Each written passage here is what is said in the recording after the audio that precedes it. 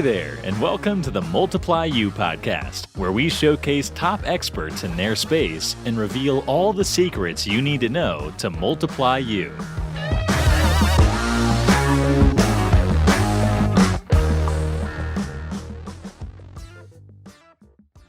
Hey, good morning, everybody. Austin Clark here, host of the Multiply You podcast.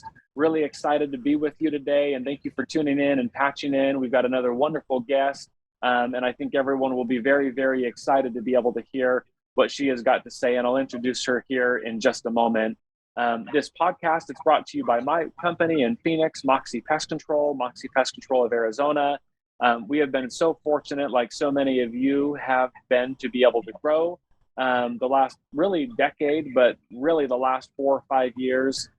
We've done it all the same ways perhaps that you have, by just providing good old-fashioned good customer service and having customers refer. We've done it through mailers. We've done it through social advertising and different forms of advertisement. But one of the ways that we've been doing it has been via acquisition.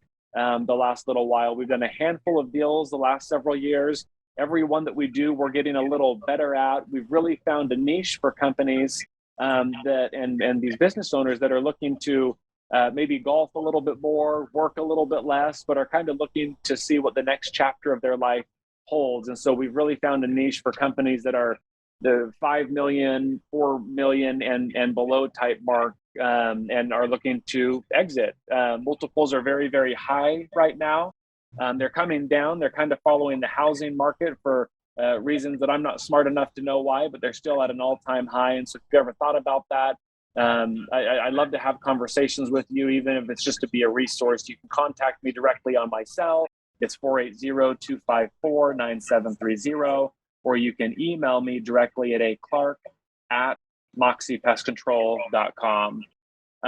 Today, again, like I said, we've got a phenomenal guest. Her name is Lin Ellis. She owns a wonderful company that services most of the greater Fort Worth Metroplex area. It's called Eco Friends Pest Control. Lin has been at this for 14 years. She is a student. She is a sponge. She has soaked up all that she can and is still learning every single day. In visiting with her briefly just before we went live, she has a great passion for doing things and in the pest control space that are good and positive and healthy, that will promote and create a healthier earth long before her and I are gone and have left it behind. And so I'm really glad to be able to have Lin on today. Thank you so much for your time. How are you doing today, Lin? I am doing great, and thank you for having me today. Hey, of course. I know that we're going to have a great conversation because we've already kicked it off really well, and there's some chemistry there. Tell us a little bit to kind of start. Tell us a little bit about your path.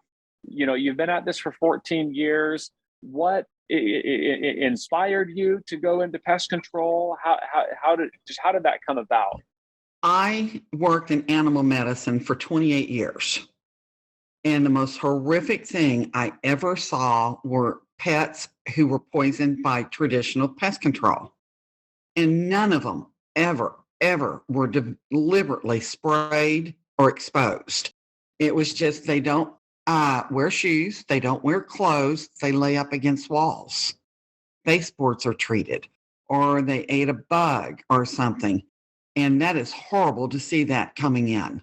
And I was like, there's got to be a better way, because if that's happening to them, what's happening to us? The exposure. And like I said, we had 5 labs come in one day on a Saturday morning, all foaming and seizuring, and they got into snail bait, of all things. And, it was just horrific. And we had to call in the other doctors to come in and help, or carrying them in on stretchers. And of course, it's Saturday morning. Most vets are only open till noon. We're packed. And every one of those people said, we'll reschedule to let us take care of those dogs. So seeing something like that is horrible, especially when I grew up out in the country and we had horses and we had cattle, and my dad and uncle sprayed, never had any issues. And it took me a while to figure out, why was this happening in city? How is this happening? And we learned because of that over the years, Ask two questions. Have you had your carpet cleaned? Those chemicals. Second, have you had pest control? And it was normally pest control because people had rugs that they sent out to be cleaned or whatever. And they're perfectly healthy animals that would come through this, and thank God they all survived at an incredible expense to the owner. So I just kept digging, kept looking. Went to work for a company, and here in Texas, everyone can say they're eco-friendly. Well, it's not what people think it is. It just means the lowest mixture of what you're using. Well, and in working for that company, I met a wonderful entomologist, Dr. Ray Thompson. And with his assistance, I started my company. And at the time, he had another entomologist working for him, Marty Keene, who I still work with today. And we've become very good friends that have helped me and guided me all these years. You know, I've taken classes from both of them. I'll take classes from anybody because somebody knows something I don't know, and I want to know it. And I want to hear what issues and problems they have because I may not have come across it, but I will. If you're in pest control, you're going to encounter it. There's no ifs or ands about it. You're going to see it. Yes. So that's what got me started. And, you know, I worry about my pets, my children, my grandchildren, me. And back in the 60s, my mother was diagnosed as diabetic. That was just unheard of. It's now normal. And that's not right. Fibromyalgia, that's not right. Those things did not exist. And the only common denominator they all have is the environment. So I'm trying to make a difference. And it, like you said, it's not going to happen in my lifetime, but I'm trying to keep that ball rolling. You know, it is going to make a difference. It does work. It's very parallel to regular pest control. But I've learned the entomology is the big part of it. I need to know everything about the target pest. And that's where we start and we go from there.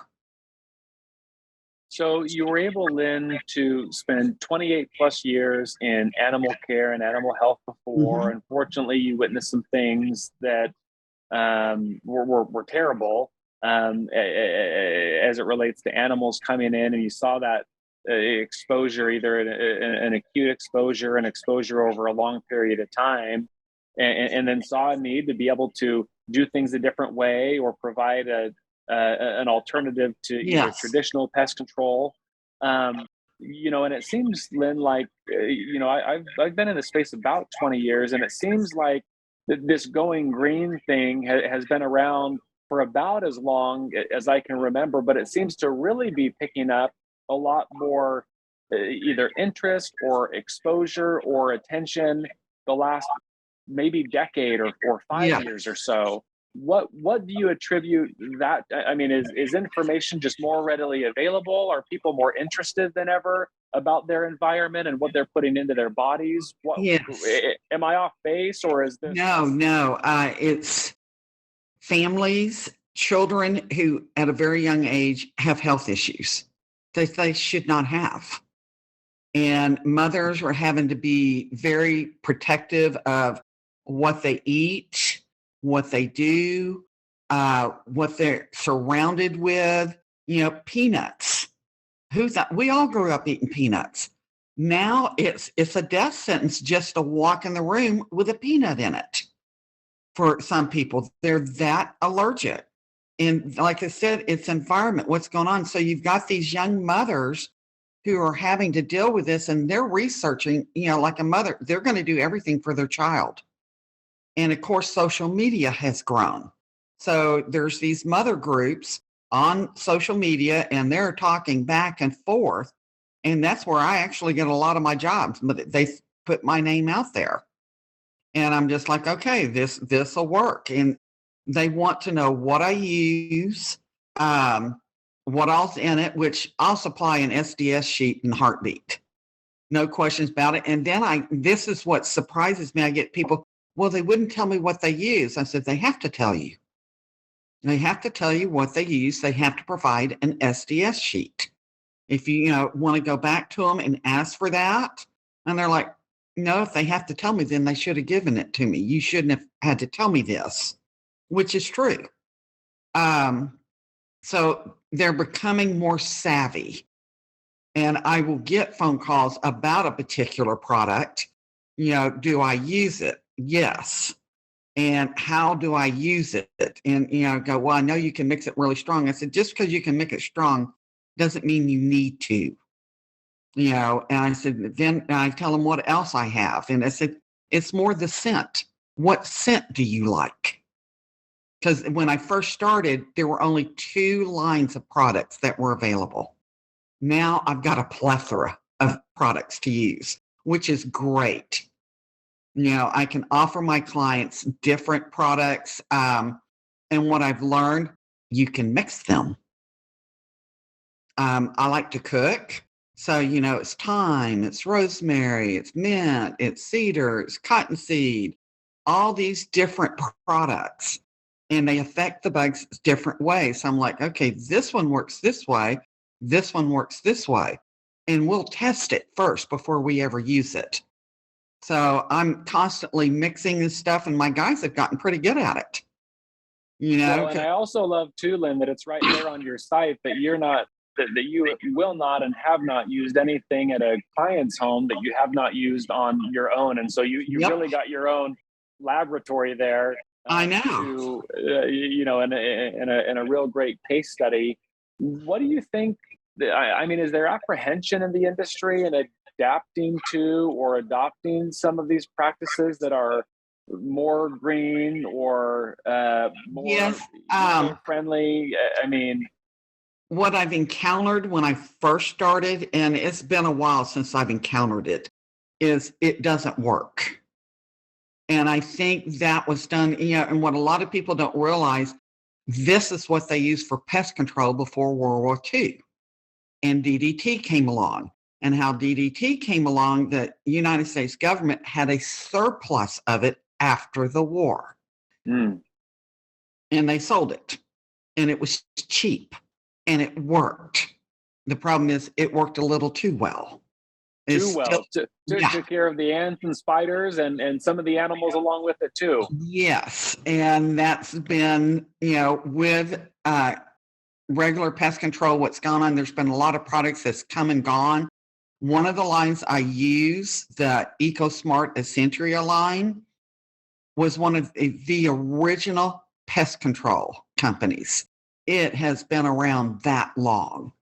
And they've come a long way with their products. They just get better and better and better. And my guys' favorites. Yeah, and we had talked a little bit before. I had a conversation just last week. His podcast will drop in a month or so with Greg Pettis, and he really taught me a lot. He is a nature side representative, and he taught me a lot about a lot of different things. But I think that we're in a place now, and at the end of 2022, that the idea of it just doesn't work. There's now a lot of data and a lot of scientific papers and a lot of case studies that just flat out refute that and say that's just that statement's just not accurate. It does work. It is effective. You need to know what you're doing. You need to be educated. You need to be practicing IPM, integrated pest management. Yes. And as you do, because the idea with IPM is that a chemical solution is the very last solution. We should be using that inspection process at the beginning of each service to understand where the source is coming from. If there is pest pressure, we should be using mechanical devices first, but chemical should be at the very, very. So my thought is I wonder if a lot of traditional companies or more mainstream type companies, that's just a big shift. There's a lot of education that has to go into training your field people and office people and all of your staff to just think in a different way. And so, maybe that has something to do with it too. Yeah, I think so. And Originally, when we started, all of our equipment was brand new. And something that Dr. Thompson stressed was never, ever use the same equipment that traditional chemicals have been in. They affect each other, and you're not going to get the efficacy you want. So your equipment, it either needs to be new or as clean as you can get it. And I mean, that 3 rinse is not enough. And there are products that are out there to clean your equipment because it soaks into the rings, the rubber rings and seals. So you've got it there. And it's going to, whatever product you use, it's going to affect its efficacy, be it traditional or green. So you're not going to get a good mix. So that is a cost thing for companies that do traditional. Having double equipment, you've got to do one or the other. That's all there is to it. And having never used traditional, it's not an issue for us. But we do have equipment that is designated for certain products. That makes sense. And yeah, exactly as you said, that could be, if you're more of a traditional company, that could be a humongous capital investment into that equipment or those types of materials. What do you think, Lynn, over the next 10 years? I mean, do you see companies adapting more of these ideas of a greener approach? Do you see more companies maybe coming into the market space as you did as a pioneer or so 14 years ago and starting up companies that are more green, more eco-friendly? I do, because there are a lot more green companies than when I started that are out there nationwide. Plus, eventually all equipment has to be replaced. So I think people are going to look at what is the market demanding? What do people want? Okay, we've got to replace this big spray rig, but people don't want traditional pest control. We're just going to use it for green products, especially as they learn more and more research comes out. Because you're right, there was no research. It was just kind of he said, she said. And the research is now there. Rockwell Labs does a lot of research. And Sissy Spragan, I got to speak with her back in September. She started out in her apartment. And it took her 2 years to come up with a product. And like I said, I've got one tech who really loves the Rockwell products. I got one who likes the EcoSmart Essentia products. I love Natureside. It depends what is my pest. I need to know what am I dealing with. And I want to know, how does the product affect them? How quickly is it going to affect them? And I've, have got all kinds of things out here in my home. I have chickens and I have a garden. So I can tell you what to use around your chickens, because if you want to kill a bird, use something that is toxic. I've yet to use anything green that affects my chickens. And they live in a 11 by 16 foot coop. I can just go in and spray and they won't get out. They're like, what are you doing? What's that? I can actually put it on them for mites. I've never had mites because I use it in their coop. I have my garden. And we got invaded with grasshoppers last year and nothing was working. And so like I said, I like to research, learn as much as I can. I like garlic. A garlic spray will move those grasshoppers right out. Downside, you got to do it every week. But how big is your garden? So it's not going to be a lot of product. It will move them right out. So, like I said, a lot of trial and error here. And every now and then I'll see a bug and I'm like, oh my God, because I do test here and we do it here that we don't have any issues. We've been lucky. How about that? Well, you might call it luck, but it sounds like you've done lots of trial and error. You've Oh, experimented with a lot of different things. Yeah. And so maybe it's more that you're on to something and not just luck, not just luck as well. What would you say, Lynn, to either traditional companies that haven't made that, a lot of the companies that I'm familiar with, they, you kind of have a mix, they do some of the right. traditional pest control, and then they've got clients or specific routes or an entire department dedicated to green and some of these products that you've talked about already. What do you say to the business owner that hasn't opened that department yet or doesn't use those lines that you've talked about to encourage them to do that? Well, when I talk to a client, I'm putting notes into the computer with this client, whether they use me or not. And I can data mine this information. And that's why I would tell them to track it. How many people? How many people do you need to make it profitable for you? The products themselves, I would say, is more expensive, but you don't have to use very much. It lasts a long time. Well, and not to cut you off, Lynn, but you mentioned one of my favorite words in the world, profit or profitability. I think that consumers and clients, they are very smart. They are very Yes. educated. And if there's something that they don't know, they can hop online and find it out within Yes. 2.5 seconds. And so, the other thing that data shows is that the more educated a consumer is, the more likely they are to pay for quality and for a Mhm. premium service. And so, as you've said, and I know too, because I see our chemical bill as well, these products are not cheap. They're No. normally more expensive. And the person that you're putting onto the property to be able to provide these services and the equipment required, you cannot charge. So anyone that's listening that thinks that you can just run it the same way you're running your traditional pest control line, you cannot. You need to adjust the what you're charging because your cost of goods sold are more, Yep. the equipment is more, the labor may be a little have a little bit more expertise or education. That definitely costs money. And the beauty of it, at least in my experience, is that the consumer that wants what they want, they're going to pay for that. It doesn't mean that they're not price sensitive,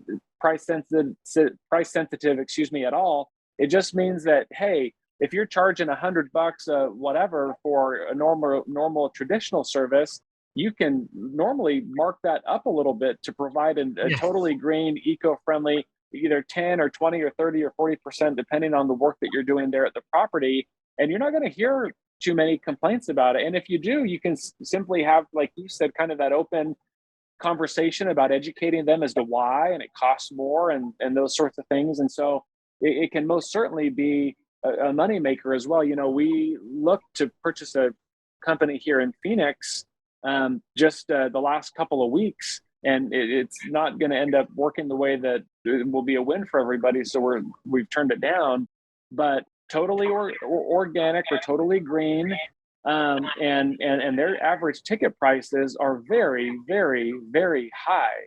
And they're high for a reason. It's because the demand is there and there's enough demand there that they can charge those prices and people are more than happy to pay for it. Right. And they are. They want it. And what sells them more than anything, I warranty my work. We are very, very thorough. And, there's the old marketing plan. You have the initial treatment and then the price drops. Mine does not. You're going to get the same job every time. We are going through everything and we have found things the client did not know they had, found rats, found termites. We're checking every room, every square inch. We don't do a whole lot inside. It's mainly outside the perimeter of the house, and we're walking the property because that's the source. Yeah. And it's like, oh, you've got a fire ant bed back here. We need to get rid of it. They're tracking to your house. And, we educate the client, tell them, foam, caulk, and steel wool are your best friends. Well, the client want to do it. We'll do it for you. And, so giving them a warranty, and I won't say guaranteed because you can't guarantee anything. That is such a misconception. But I will warranty if there's a problem, I'm going to come back and we're going to come back quickly. And yes, we do get callbacks. I think I've had 10 this year, and we're in November. How about that? That is how thorough we are. And, and if we have had, like, I think 3, we've had to go back a second time. Well, I send somebody else, or I go, and, let's get a new set of eyes on it. And the clients love how personable you are and showing that you care about them. And it's worth the time and effort because you are charging more. They are getting their bang for the buck. And it's very, very important. And I never understood people, if you're going to be in customer service and complain, you need to go find another job. That's all there is to it. I've been dealing with people, and yes, you get the jerks. There's no ifs or ands about it. But, you did everything you could, and it's them. That's all there is to it. And this is something I learned years ago. When you answer the phone, smile. And when I first heard that, oh, that's so stupid, da, da, da, da, da. No, it works. If you're smiling, when you answer, people can hear the smile in your voice. And it seems stupid, but I had to eat my own words because I thought it was stupid. And it's not. Make it sound like you're happy they're on the other end of the phone. They want their money's worth. Return their calls because, I'm not always here to answer the phone. I will call back as soon as I can and apologize if they had to wait. And I always heard, no, you shouldn't apologize to a client. Yes, you should. You're human. They're human. You want them to know you care, because I am charging a lot of money. When I started this company, it was just my husband and I got employees. I got more than one truck. I have lots of equipment. I did not see that coming. Really and truly. I thought it would just be him and I because no one believed in, at the time, organic pest control, but it's green. We can call it organic, but in reality, it is green. So Lynn, you have shared just a ton of really wonderful insights with us today as we start to round some of this out. Over the last 14 years, and it's just not the last 14 years since you had your business and opened your business and experienced some of the great growth that you have, but there's been a lot of previous opportunities for you to be able to learn about customer service and working with people and animals. What would you say in the last decade or 14 years since you've opened your company? What's the most important thing? And I know it's so broad and so hard to say this is the one thing, but what is the key thing or two that you feel you've really learned that's made a difference the last 14 years as you've opened your company?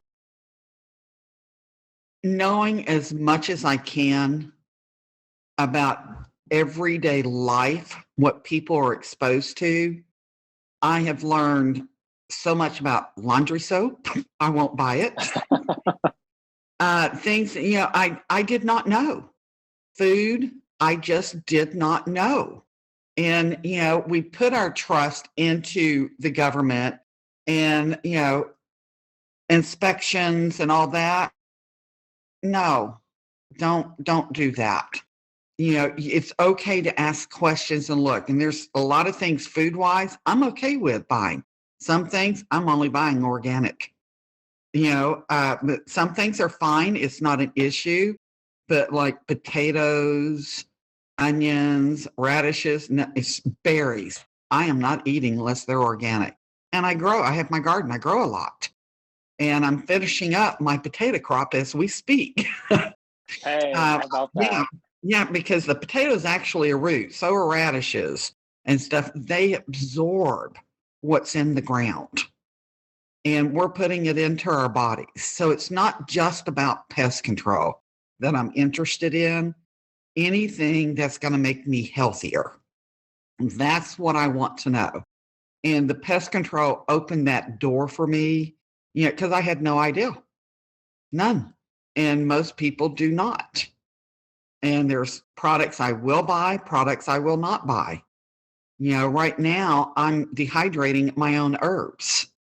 When you buy them and they're expensive, you're getting a lot of stems, not the herb itself. I don't know if people realize that when they're cooking with them. And it's little things. It's just opened the door to me for a lot of things to continue to learn. And the pest control is just amazing to me. I'm just totally fascinated with ants. You can learn and learn and learn Yes. and never quite learn it all. And like you said, you're a student. You have, the issue with knowing everything is, we all know those people. They know everything, and so there's nothing left for them to learn, and that's not that's certainly not true. There is more. Yeah, there's always more. Yeah. From what I was taught about ants 14 years ago to what I'm being taught now, two different stories. And it's like, yeah, those ants, they're going to take over the world. We better watch out. And it's, trying to educate people. They just want everything gone and never see them. Well, that's an issue you need to take up with God. I don't have any control of that. And if they really knew what was around their home, they would just freak out. But we need them. They are beneficial to the environment. Don't know what a mosquito is good for or a German roach, but somehow, some way, they are beneficial. We just are not smart enough to know. They're here and they're around. Yes.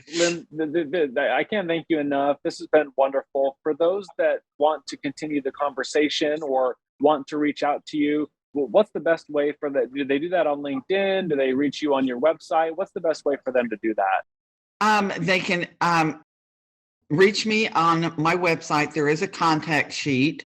I am on LinkedIn. I'm bad about doing anything with LinkedIn because I'm always into something else. Email me, call me. Any information I have, I will share. And if you've got information, I'm going to suck it from your brain. Anyway. What's the best email for you, Lynn? It is Lin, Lin, at ecofriends, and that's friends with an S, pestcontrol.com. Perfect. Well, again, Lynn, this has been great. Thank you for the things that you've shared with me and my audience. I would love to have you on again because I think that this is just the tip of the iceberg of the things that you have dedicated yourself to and your focus on over the last decade and a half. And would love to be able to hear from you again and learn more. So thank you for being on. I would too. I didn't think I would end up here, but I sure have enjoyed it. Wonderful. Thank you, Lynn, and thank you everybody for patching in. Until next time, these drop every Thursday, and thank you so much for your participation and subscribing and listening to these as we put these out week in, week out. Until the next time, create a great day.